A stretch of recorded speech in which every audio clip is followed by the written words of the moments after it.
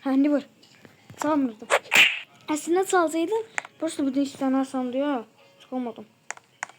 Yo çal. Oradan. Ay ama video şeydi. Buradan da eleme olur he. Buradan da video atma olur. Evet ya. Video atma. De bu. YouTube'a atabilirsen. Bilmem. Başlayabilirsen. Değil Evet. başlayalım. Ha diyen orada. Ha burada. Ya, arkaya çek biraz arkaya. Arkaya biraz arkaya. Arkaya çek. Arkaya çek.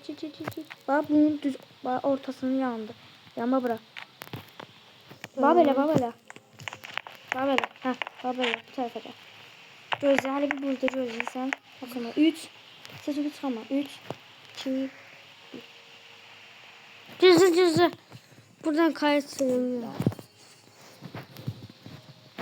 Ağaçı sileceğiz ama. Bu neyim başka? 3.